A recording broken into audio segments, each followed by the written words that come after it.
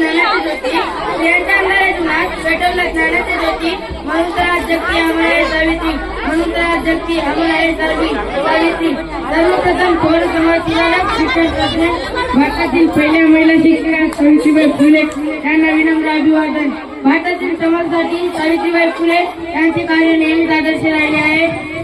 अत्यंत प्रतिकूल परिस्थितीत 3 जानेवारी 1831 रोजी महाराष्ट्रातील नायगावमध्ये त्यांचा जन्म झाला. आमच्या 9व्या वर्षी त्यांचा विवाह ज्योतिरावांशी झाला.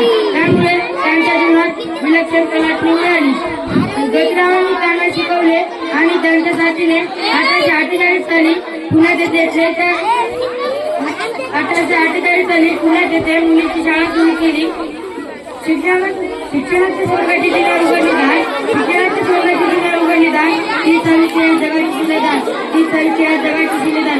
समाजाने प्रचंड विरोध केला, पण तो मारून त्यांनी स्त्री शिक्षणासाठी प्रथा जाती होता खंबीरपणे ज्योतिरावांना साथ दिली. विधवा आणि अनाथांसाठी आश्रम सुरू केले आणि अनेक समाज नेत्याची कामे सुरू केली. पुण्यात येथे प्लेटच्या साथीमध्ये रुग्णांची सेवा करताना त्यांचे निधन झाले. त्यांना कोटी कोटी प्रणाम. धन्यवाद.